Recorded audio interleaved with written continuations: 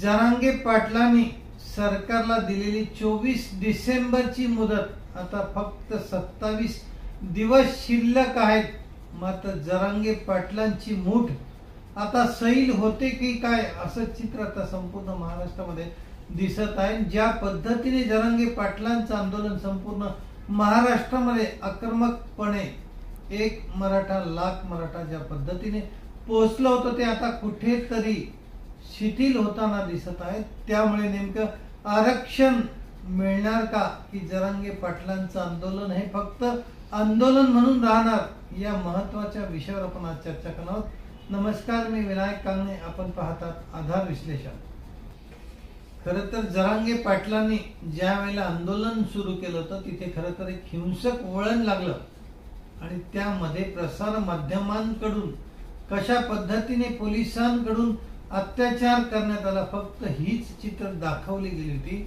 मात्र खरी चित्र दडली गेली की काय असा प्रश्न आता संपूर्ण महाराष्ट्राला पडलाय. ज्या पद्धतीने छगन भुजबळांनी अनेक माध्यमांची मुलाखती देऊन ज्या पद्धतीने ही परिस्थिती मांडण्याचा प्रयत्न केलाय, खरोखर चित्र ते जर काही दिवसांनी गृह मंत्रालयाने आणि विशेषतः पोलीस विभागाने खरंच चित्र जर समोर आणलं तर जरांगे पाटलांना मिळणारं आंदोलन किंवा त्यांनी जी मागणी केली होती की त्यांच्या कार्यकर्त्यावरील गुन्हे मागे घ्या, खरं म्हटलं तर जरांगे पाटलांनी त्या आंदोलनामध्ये जे आमदारांची घरं जाळली, ज्यांच्या गाड्या जाळल्या, ज्यांची कार्यालय जाळली, ती मराठा समाजाची कार्यकर्तेच नव्हती, मराठा आंदोलकच नव्हती, अशी एकीकडे भूमिका घेतली. मात्र दुसऱ्या भूमिकेमध्ये कोणावरही गुन्हे नोंदवू नका, ती गुन्हे मागे घ्या. खरं म्हटलं तर इथेच प्रश्नचिन्ह निर्माण होतो की जर ती मराठा आंदोलक नसतील तर त्यांच्यावरची गुन्हे मागे का घेण्यासाठी जरांगे पाटलांनी सरकारला अडवलं होतं. आणि सर्वात महत्वाचा मुद्दा त्यांनी हा टाकला होता. हा मुद्दा आता जसं 24 डिसेंबर ही वेळ जवळ येत आहे तसा याचा खुलासा मोठ्या प्रमाणावर होण्याची जास्त शक्यता आहे आणि तिथेच जरांगे पाटलांच्या आंदोलनाला मोठा धक्का लागू शकतो अशी काही शक्यता आता निर्माण झाली आहे. खरं म्हटलं तर ज्या वेळेला हे हिंसक आंदोलन झालं होतं त्यावेळेला तिथे असणारा प्रचंड साधन सामुग्री, त्यामध्ये दगड असतील आणि पेट्रोल बॉम्ब असतील, अनेक साधन सामुग्री त्यावेळेला खरं तिथे उपलब्ध असणं हाच मोठा प्रश्न आता निर्माण करत आहे की हे जर साधं आंदोलन होतं तर इतकी दगड असतील, पोलिसांवर हल्ला करण्यासाठी इतकी साधन सामुग्री आली कुठून होती. आणि त्यामध्ये पोलीस तपासामध्ये पुढे असे लक्षात आलं की ज्या गुन्हेगार प्रवृत्तीने पोलिसांवर हल्ला केला, नेमकी ही गुन्हेगार प्रवृत्ती त्यावेळेला तिथे काय करत होती, त्यामुळे हा पूर्वनियोजित कट होता की काय असा प्रश्न आता पोलीस चौकशीमध्ये येणाऱ्या काळामध्ये पुढे येणार आहे. त्यामुळे आंदोलकांच्या मागून नेमकी कोणती शक्ती या सरकारला नमवण्यासाठी कार्यरत होती हे 24 डिसेंबर पर्यंत स्पष्ट होण्याचे चिन्ह आहेत. आणि हा मोठा धक्का जरांगेंना बसू शकतो की जर हे आंदोलन चिघळण्यामागे जर इतर बाहेरच्या शक्ती असतील तर जरांगे नेमके त्यांच्या मागे उभे का राहिले हा प्रश्न येणाऱ्या काळामध्ये लवकरच संपूर्ण महाराष्ट्राला दिसणार आहे. आणि जरांगे पाटलांचं आंदोलन ज्या पद्धतीने आता हातातून निसटण्याच्या मार्गावर दिसत आहे त्याचं प्रमुख कारण म्हणजे त्यांनी संपूर्ण महाराष्ट्रामध्ये राजकीय नेते असतील, मंत्री असतील, त्यांना गावबंदीचे आदेश दिले होते. त्यातील अनेक मराठा समाजाचे नेते सुद्धा त्यामध्ये होते. विशेष म्हणजे मराठा समाजाच्याच नेत्यांची घरं सुद्धा जाळण्यात आली होती. त्यामुळे मराठा समाज येणाऱ्या काळामध्ये जरांगेच्या मागे कोणत्याही परिस्थितीमध्ये उभा राहणार नाही. किंबहुना त्यांच्या अनेक कार्यकर्त्यांनी गेली 2 ते 3 महिने काम करून त्यांचा अक्षरशः 2 ग्रुप तयार केले. त्यामुळे ज्या वेळेला जरांगे पाटलांचं आंदोलन सुरू झालं त्यावेळी इतर समाजाची लोक सुद्धा विशेषतः ओबीसी समाज सुद्धा जरांगे पाटलांच्या मागे होता. मात्र ज्या वेळेला ओबीसींच्या विरोधातच जरांगे पाटलांनी भूमिका उभारली त्यावेळेला ओबीसी समाज सुद्धा जरांगेंपासून दुरावला गेला आणि सरळ प्रत्येक गावांमध्ये मराठा विरुद्ध ओबीसी असे 2 गट पडल्यामुळे जरांगेची कुठेतरी शक्ती, कुठेतरी जनसमुदाय हा विभागला गेल्याचे चित्र सध्याच्या परिस्थितीमध्ये आपल्याला पाहायला मिळत आहे. आणि जरांगे पाटलांनी ज्या पद्धतीने सरकारमधील प्रत्येक मंत्र्यांनाच वाकवण्याची भूमिका घेतली, इतकंच नाही तर अक्षरशः त्यांनी धमकी वजा आपले भाषण केलेत की सरकारने जर आमचं आंदोलन चिरघळण्याचा प्रयत्न केला, आम्हाला मागण्या आमच्या मान्य करण्यास उशीर केला, तर आम्ही फक्त आमचे लाखो कार्यकर्ते घेऊन विमानतळ बघायला येऊ किंवा जो नेता विरोध करेल फक्त त्याच्या घरी जाऊन तो कुठे राहतो हे पाहण्यासाठी आमचे कार्यकर्ते तिथे जातील।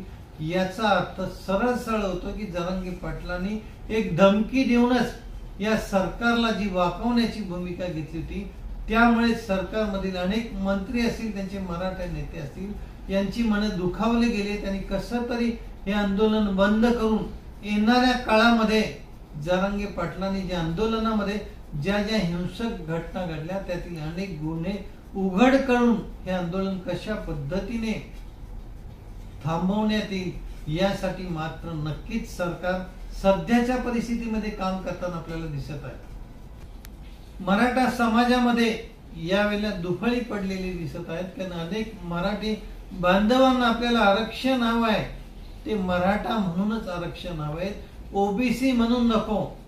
आणि तब्बल अनेक जरी ओबीसी मराठा समाजातील अनेक नागरिकांचे जुने दाखले जरी मिळाले असले तरी संपूर्ण मराठ्यांना मात्र याचा फायदा होणार नसल्यामुळे फक्त ज्यांचे ओबीसी दाखले मिळाले तोच समाज ओबीसी मध्ये गणला जाऊ शकतो, तर इतर मराठ्यांचं नेमकं होणार काय?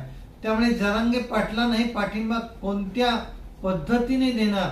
त्यामुळे खरे मराठे ज्यांना ओबीसी मध्ये त्यांची नोंद नाही असे मराठे येणाऱ्या काळामध्ये जरांगे पाटलांच्या मागे उभे राहणार का हे पाहणं अत्यंत गरजेचं ठरणार आहे। त्यानंतर जरांगे पाटलांच्या तब्बल 14 सभांनंतर ज्या पद्धतीने त्यांनी छगन भुजबळ यांना डिवचलं, अक्षरशः खालच्या स्तरावर जाऊन केलं, त्यामुळे छगन भुजबळ यांनी सुद्धा आक्रमकपणा घेऊन जिथून जरांगे पाटलांनी त्यांच्या गावातून सभेला सुरुवात केली होती त्याच गावात जाऊन त्यांच्यापेक्षा दुप्पट जनसमुदाय तयार करून छगन भुजबळांनी त्यांच्याच गावी जाऊन त्यांना एक प्रकारे शह दिला असं म्हणता येईल। आणि ज्या पद्धतीने छगन भुजबळ यांनी आपली भूमिका मांडली आहे ती म्हटलं तर खरं अनेक मराठा समाजातील नेते असतील, ओबीसी समाजातील नेते असतील, मंत्री मुख्यमंत्री असतील, यांच्या मनातील भाषा खरं म्हटलं तर छगन भुजबळांच्या रूपाने ती बाहेर आली। त्यामुळे ही खतखत फक्त छगन भुजबळांची नसून संपूर्ण महाराष्ट्रातील मराठी नेते, राजकीय नेते असतील व मंत्री संत्री या सर्वांचे आहेत। त्यामुळे फक्त छगन भुजबळ जरी जरांगे पाटलांच्या विरोधात उभे राहून आक्रमक भूमिका घेत असले तरी मात्र त्यांच्या पाठीशी सर्व जनसमुदाय असल्याचं चित्र हे मात्र सर्वांना दिसल्याशिवाय राहत नाही। जरांगे पाटलांनी ज्या पद्धतीने आंदोलनाला सुरुवात केली होती खरं तर ते कायदेशीर दृष्ट्या जन आंदोलन म्हणून त्याला नक्कीच प्रसिद्धी मिळाली असती, मात्र ज्या गुंडांच्या माध्यमातून म्हणता येईल ज्या पद्धतीने हिंसक वळण लागलं, अक्षरशः बीड जिल्हा पेटला होता। आजपर्यंतच्या इतिहासामध्ये कोणतेही आमदार असतील, कार्यकर्ते असतील, त्यांची कार्यालय आणि घर जाळण्याचा हा पहिलाच प्रसंग आहे। खरोखर ही मराठा समाजाचीच कार्यकर्ते होती का? पोलिसांकडून 24 डिसेंबर पर्यंत कदाचित हे चेहरे समोर आणले जातील, त्यावेळेला जरांगे पाटलांकडे नेमकं काय उत्तर असेल? त्यामुळे जरांगे पाटलांचं आंदोलन हातातून निसटले की काय अशी परिस्थिती आता निर्माण झाली। त्यामुळे जरी 27 दिवस शिल्लक राहिले असतील तरी ते जरांगे पाटलाचे आंदोलन यशस्वी करण्यासाठी राहतील की सरकारकडून नेमके जरांगे पाटलांच्या मागे कोणता जनसमुदाय होता की ज्याने संपूर्ण बीड जिल्ह्यासह संपूर्ण महाराष्ट्रामध्ये आग पेटवली होती। हे आंदोलन संपूर्ण महाराष्ट्राच्या आगीत टाकण्याच्या दिशेने होते, एकीकडे दिवाळी सण होता। अशा परिस्थितीमध्ये नेमके कोणते चेहरे मराठा समाजाचे चेहरे होते की नेमके यांच्या मागे कोण होतं हे 24 डिसेंबर पर्यंत स्पष्ट होण्याची शक्यता आहे। आणि त्यामुळेच आता जरांगे पाटलांच्या हातात आलेलं आरक्षण किंवा मराठा समाज ज्या पद्धतीने उभा होता आता त्यांच्या समोर ठामपणे जरांगे पाटील 24 डिसेंबर नंतर आंदोलन करू शकतील का हे पाहणं अत्यंत गरजेचं आहे। कारण खरं तर भाजपकडून लोकसभेच्या मिशन 45च्या जागा वाटप सुद्धा जाहीर करण्यात आलंय।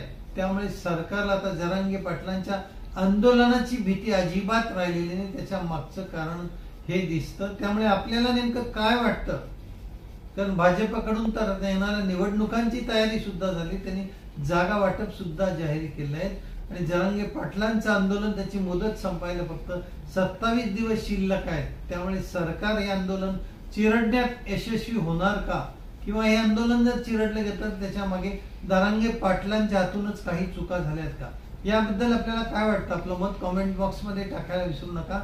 व अजूनही आमच्या चॅनलला सबस्क्राईब केलं नसेल तर सबस्क्राईब करा. व्हिडिओ आवडले असेल तर लाईक आणि शेअर करा. भेटूया अशाच पुढील भागात. तोपर्यंत जय हिंद, जय महाराष्ट्र.